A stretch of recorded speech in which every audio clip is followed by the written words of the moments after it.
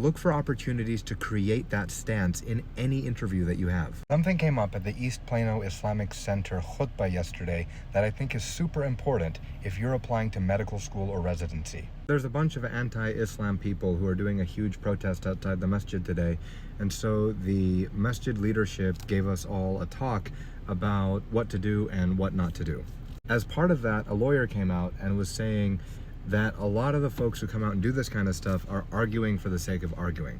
And when they're saying really offensive and triggering things to you, what they're trying to do is get some kind of a reaction. His advice is that you don't argue just for the sake of arguing. So what does that have to do with your med school interview? At times, what interviewers will do is pose a question to you and hear whatever answer you have. In response to whatever you say, they will challenge your answer. They may or may not agree with you, but they will challenge it just to see what you do when your ideas are challenged. The wrong thing to do is to argue, because then you're just arguing for the sake of arguing. The definite right thing to do is to argue for the sake of learning. You do that by doing a couple of things that are consistent when people are arguing for the sake of learning. Number one, you start by admitting you might not have the best answer, or at least that even if your answer is perhaps the best answer, you have something that you could learn. Even when I'm approached by people who are just violently racist or anti-Islamic, there's something that I can learn, even if all I have to learn is how they came to their perspective,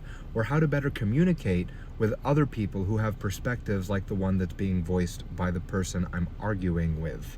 Very subtle shift, right? But as soon as you make that shift, you stop trying to be right. And instead, you're saying things like, well, let me tell you why I think this. Let me tell you how I came to this position. And you might say things like, oh, that's interesting. Why do you think that? Or, that's actually a different way of thinking about it. I hadn't considered that. Can you tell me more about why you think about it that way? And when you do that, you're showing intellectual security. You're not defending yourself as if you're drowning, because you are floating very easily on the solidity of your ideas. Also not wrapping up your identity in the arguments that you're having. Me being good, me being worthy, me being valuable is not dependent on me being correct.